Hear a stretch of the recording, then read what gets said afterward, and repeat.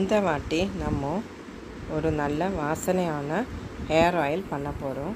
அதுக்கு என்ன அவைலபிலிட்டி இருக்கோ அதை வச்சு யூஸ்வலாக பண்ணிவிடுவேன். இந்த வாட்டி செம்பருத்தி இலை, துளசி இலை, அப்புறம் பூவாம் குருநிலைன்னு சொல்லுவாங்க, ஒரு சின்ன செடி நீங்கள் பார்த்துருப்பீங்க. இந்த மாதிரி இருக்கும். அது எங்கள் அப்பார்ட்மெண்ட்ஸில் இருந்தது.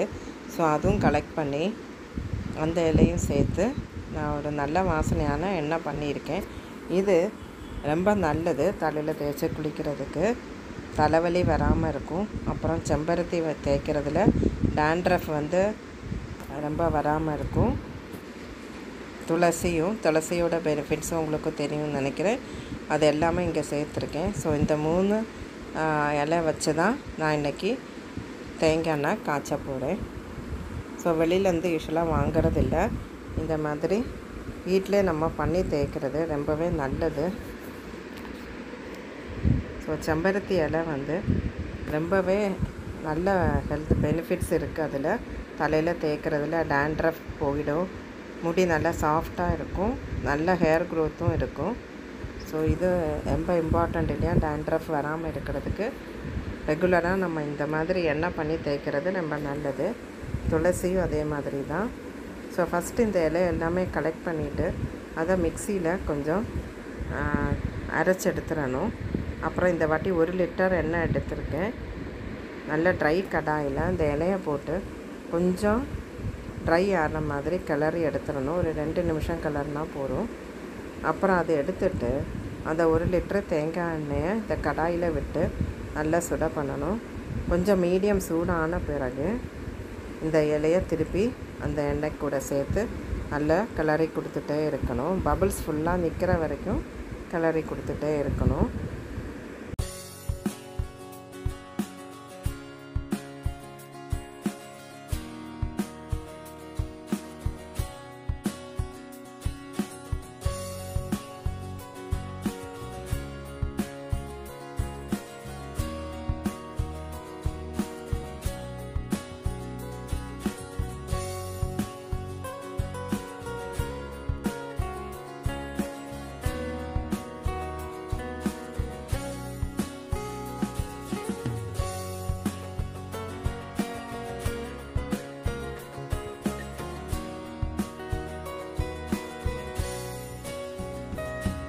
இது கொஞ்சம் டைம் ஆகும் பண்ணுறதுக்கு. ரொம்ப பொறுமையாக இந்த மாதிரி கிளறி கொடுத்துட்டே இருக்கணும்.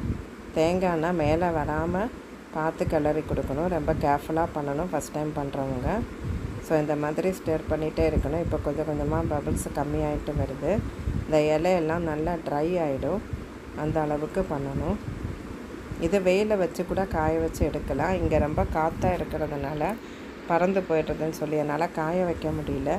ஸோ கடாயில் போட்டு ட்ரை பண்ணி எடுத்துட்டு இது கொஞ்சம் டைம் ஆகும். இந்த பபிள்ஸ் எல்லாம் போய் எல்லாம் நல்லா காஞ்சி வர்றதுக்கு அது வரைக்கும் நல்லா கிளறி கொடுக்கணும்.